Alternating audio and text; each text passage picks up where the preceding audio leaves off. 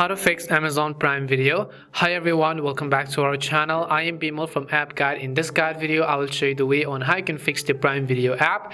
But before we get started with this video, if you are new to our channel, to make sure to leave a like, hit the subscribe button. Without any further ado or delay, let us get started with today's video.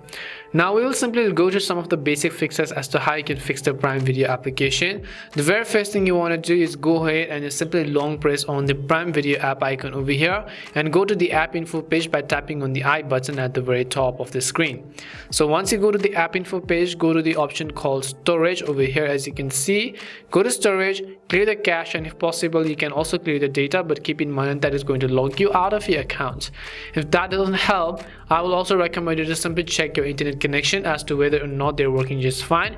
If they're working just fine, it's totally okay. What I would recommend you do in the next step is to go ahead and open up your respective app stores or play stores. Once you do that, in the search box you want to simply type in Prime Video. Once you type in Prime Video, if you see an update button there next to the Amazon Prime app, I want you to tap on it in order to update the app to the latest version.